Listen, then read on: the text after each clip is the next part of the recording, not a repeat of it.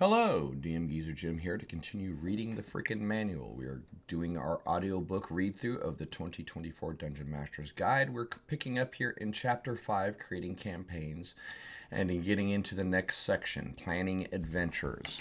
We'll read through word by word, line by line, and we'll do comments in the second part of the video. So let's get into it. Chapter 5, Creating Campaigns, Plan Adventures. A D&D campaign is like a garden. Each new adventurer plants new seeds in the garden which require regular tending lest it run wild. Over time, your campaign will grow and flourish in ways you expected and in ways that will surprise you. You might need to weed out elements that aren't resonating with your players while planting new elements to tantalize them. Most D&D campaigns grow organically rather than having all their elements set in stone from the get-go. From time to time, the characters' decisions will require you to improvise and create new campaign elements on the fly.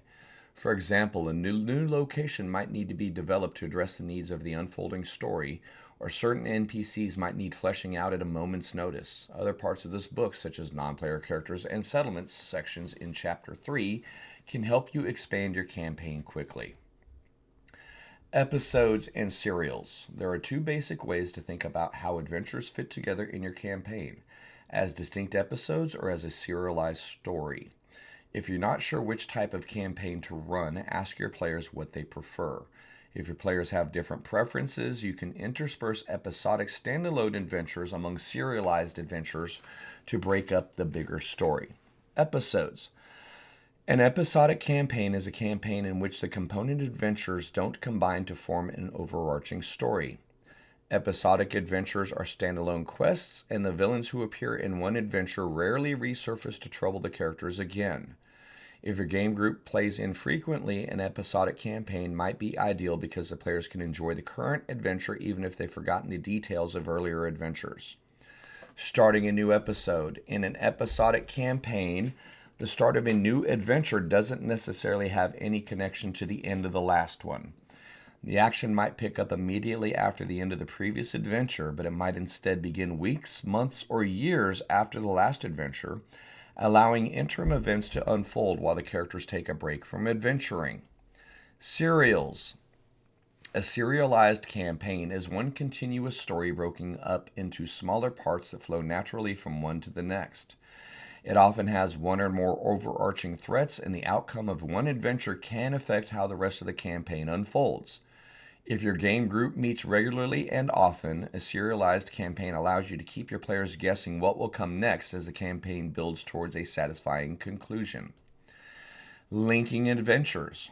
In a serialized campaign, making connections between the end of one adventure and the start of the next help it feel like a connected story. Sometimes you can simply continue the current storyline with new locations to explore and new threats to overcome. Alternatively, you can use the Adventure Connections table to inspire a link from one adventure to the next. The table suggests things you can do near the end of one adventure to lead characters into the next one. So this is a table, says Adventure Connections, a die 6 on the left and connections on the right. If you were to roll a 1, you could introduce a person and an object or information that the characters need to transport safely to a location involved in the new adventure. Rolling a 2 might lead you to having a major villain flee to a location that features in the new adventure. The characters might be able to pursue the villain, or they might have to search for clues about where the villain has gone. If you were to roll a 3, you could introduce clues suggesting that a villain or another NPC in this adventure is part of a larger group, a group that features prominently in the new adventure. A 4 might lead you to introduce a villainous group that's feared in the new adventure by having its agents spy on or interfere with the character's activities. 5 could have your characters bring news of events transpiring elsewhere, have travelers bring news of events transpiring elsewhere, leading the characters towards a new adventure. Or so you could roll a 6, and you could give the characters a treasure that's wrapped in a mystery that they'll need to unravel in the new adventure. The next section is talking about getting players involved. To get your players excited about and invested in your campaign, create a setting that features people and places they recognize and where their characters' choices matter. The following section suggests ways to help you create a world your players will be excited to explore. Recurring elements. When characters form relationships, friendships, business arrangements, or even lasting antagonism with the people and places of your setting, those people and places stick in the player's mind. Introduce opportunities to forge these lasting relationships early and often. Consider featuring recurring elements such as these in your game. Community. Introduce a small group or community that players can think of as their people, like a village, neighborhood, guild, or a crew. A home base. Give the characters a place to call home, such as a tavern, a hideout, or a ship. Bastions, as presented in Chapter 8, are ideal home bases for characters. Prominent friend. Create a supportive NPC whom the characters can trust and turn to when they need help, such as a local leader, an innkeeper, a patron, a retired adventurer, or a family member. Friendly resources. Provide experts or institutions that can assist the characters, like a temple that can provide healing or a learned sage who can help solve mysteries. Likeable villain. Craft a villain who has at least one likable or redeeming quality that the characters can appreciate. Ideally, a villain who isn't preoccupied with killing or harming the characters. As your campaign continues, introduce new people and locations and bring back favorites from earlier in the campaign for the occasional cameo. Player favorites. It's often easier to describe people and places that are hostile or frightening than it is to detail a feature you want characters to love. How can you know what rustic scene will make a character associate a place with home, or what personality quirk will remind a character of their favorite mentor? You can ask a character player directly, but instead consider handing over your narrative reins and letting a player describe the perfect details. For example, say you have a peaceful village you plan to feature across several adventures. You hope the characters will connect with this place and treat it as home. As the characters enter the community, they smell something amazing. At this point, you could describe the character something you think smells good or something you think a character would like. Or you could ask a player, the smell of something amazing drifts from around the corner. What is it? Whatever the players answer, cinnamon rolls from a nearby baker, or firework charges being prepared for a celebration, or anything else, that becomes part of the village and the player has added an important detail to the location. You can use player input whenever you want to pinpoint something meaningful to the characters and their players. Consider asking players questions like these whenever you want to describe something in an impactful way. The tavern owner brings out your favorite dish that's been cooked to perfection. What is the dish and what makes this one remarkable? The curio shop is selling a trinket that reminds you of one of your family members. What's the trinket and who does it remind you of? The local children are playing a game you played in your hometown. What is that game? The young pickpocket reminds you of someone you once knew. Who? From the animate mass of murderous dolls scrambles a figure that reminds you of your favorite childhood toy. What is that toy? Questions such as these don't need to draw on warm memories. Having players describe what unsettles or disgusts their characters can make menacing encounters more impactful as well. In any case, take note of interesting character details that your players share and record them in your campaign journal, as these details might be useful inspiration for later adventures. The next thing in starting your campaign, in getting your plans on, is acknowledging the incredible. Adventurers are by their nature remarkable. Even at level 1, they perform miraculous deeds and possess qualities that set them apart from common folk. Reinforce this in your game. NPCs don't need to gush over the characters, but the characters' reputations as heroes, problem solvers, or wonder workers should be cemented early and developed through a campaign. During every session, look for opportunities to make the characters feel like the stars of the story and try to answer one or more of the following questions. How are the characters the perfect people to solve a problem? How are the characters' talents highlighted during the adventure? What stories do NPCs know of the character's past exploits? How might an NPC comment on a character's abilities or recognize that they're special? A break episode. It's easy to get caught up in a story with dramatic stakes pitting characters against mounting threats. But every so often, at least once every 3 to 5 levels, give the characters a break, a low-stakes session or adventure that has nothing to do with the overarching plot or broader perils. A break episode can be an opportunity for the characters to reflect on the events of the ongoing campaign, explore the nuances of the world, and further develop the relationship between them in a more relaxed setting. Give the group space to breathe, note developments you want to highlight later, then continue with your adventures. Consider these ideas for break episodes. Bastion episodes. The characters take a break from adventuring to tend to their bastions. See Chapter 8, Don't Bother, with players taking one or more bastion turns and describing what happens. A carnival episode. A carnival tempts the characters with magical attractions, games, and prizes. The Witchlight Carnival, described in Wild Beyond the Witchlight, is one such carnival. Creature comedies. The characters encounter monsters with a comedic flavor, such as flumps, pixies, fairy dragons, or chatty mimics, in a situation that leads to mischief and humor rather than combat. A missing pet episode. Someone's pet is missing. The characters must search a settlement and connect with locals to help find it. Shopping episode. A friendly NPC asks the characters to help shop for someone's birthday. Special event episode. The characters are invited to a sporting event, holiday celebration, fancy dinner, or a ball. Vacation getaway. The characters relax on a quiet beach, enjoying the comfort of a grateful noble's villa, withdraw to a serene monastery, or while away the hours in a fairy hot spring. The next section is time in the campaign. Most conflicts in a D&D campaign take weeks or months of in-world time to resolve. A typical campaign concludes within a year of in-world time unless you allow the characters to enjoy lengthy of quest quiet time between the adventures. In-world time. If you don't want to track passages of days, weeks, and months, you might instead track the passage of time using seasons and seasonal festivals. The answer to the question, when does this adventure take place, can be as simple as in the winter or during the fall harvest festival. Timed events. Extraordinary events coinciding with certain times of the year make for great adventure opportunities. Perhaps a ghostly castle appears on a certain hill on the winter solstice every year, or every 13th full moon is blood red and fills werewolves with a particularly strong bloodlust. The appearance of a comet in the sky might portend all manners of significant events. The festivals of the gods can serve as opportunities to launch adventures, especially if the gods themselves are involved. And that's the end of this section, Chapter 5, Creating Campaigns, Plan Adventures. Audiobook mode is now off. Click. Commentary mode is now on. Burr. Okay. First and foremost, thanks for your time so far.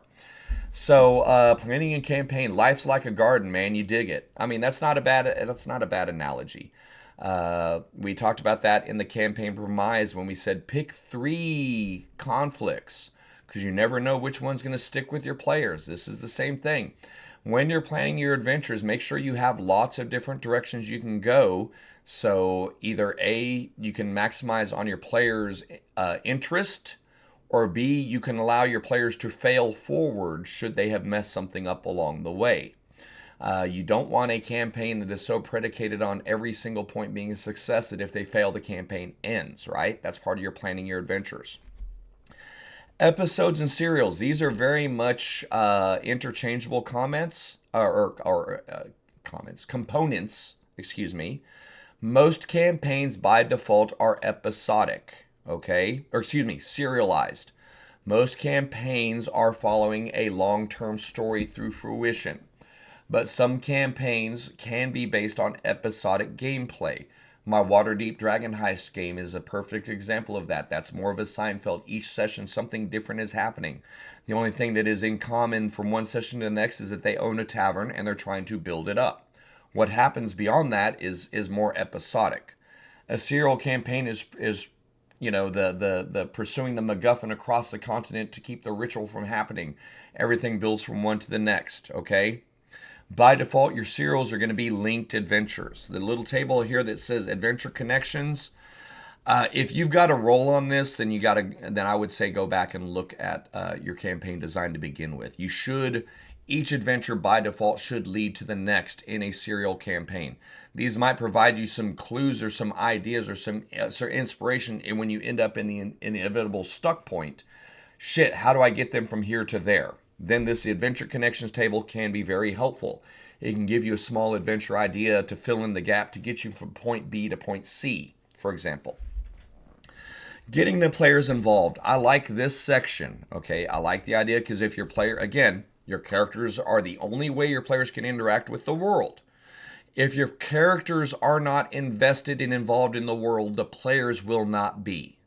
So, using things that tie your players' backgrounds, your players' backstories, your players' accomplishments, your players' rewards into the campaign is a sure way to get the players involved. And it's a way to show that the players' actions and the consequences of their actions have a meaningful impact on your world.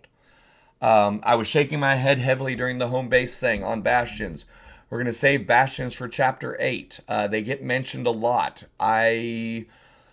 I'm trying to be impartial as I read the book and save it for comments, but that's bad advice. You'll understand when we get to Chapter 8.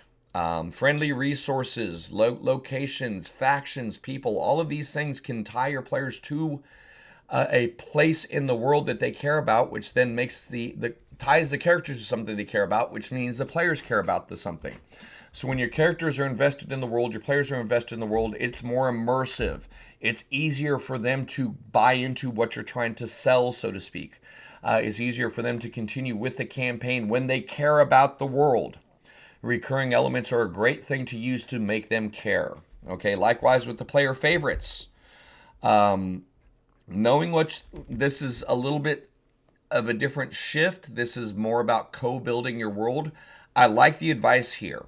Okay, it shouldn't always be on me or you all the time to come up with every person, every description, every single thing, especially if we want our players to care about it.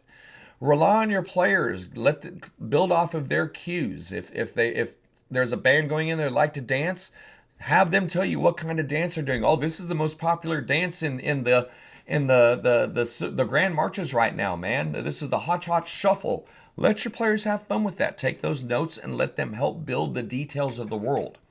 You're not giving away creative control of the campaign here. You are allowing your players to help flesh out the things that they care about. This is good stuff, man.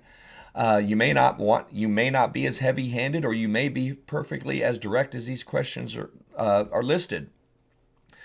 Again, this is not threatening your creative control over the campaign or over the setting in any way, shape, or form. This is allowing your players to participate in this in a way that they are invested in and care about. This is good stuff here. Acknowledging the incredible. Your players already know they're special. Your players already know they're the heroes of the story. When they sat down to make their characters and agreed on the campaign, they already know they're incredible. I don't think you need to spend a lot of time doing this. I actually find myself spending more time pushing against the idea that you guys, it's not a foregone conclusion that you guys are going to win. Yeah, I know your character is level 1 and they're supposed to end up level 20. They're supposed to finish the story, but it's not a foregone conclusion. You have to earn your way into this. So me personally, I disagree a little bit with the acknowledging the incredible. Your players will acknowledge that they are incredible more than enough. You will struggle with making them feel, what's the best term? You want to make sure that their interaction with the world is in line with their position in the world. Even though we know eventually they're going to save the world from Demogorgon. Right now they're level 3 nobodies. They can't roll up into the Grand Council and say, look, we're the heroes of fortune. You need to give us all this magic shit so we can go out because we're the heroes. That's not acknowledging the incredible. Okay? That's something that you need to be prepared to counter as a DM. They are incredible. We know they're going to be badasses, but the players know they're going to be badasses, but the world doesn't know that the characters are going to be badasses yet. That's my little thing there. The break episodes. Ignoring the Bastion stuff. This is all fun stuff. The beach days. I know that's kind of the beach episode. That's kind of a term for or animated, or a lot of our anime these days. Same thing. Let them have some episodes. If you had an adventure plan today and they go to the market, we need to go get some arrows and some ammo, and they start having a conversation with a shopkeeper and it turns into something that you didn't have planned but they're invested in, that's okay. Let them have that break episode. Pivot. Let them take their eyes off, because sometimes focusing on the mundane makes the special be special.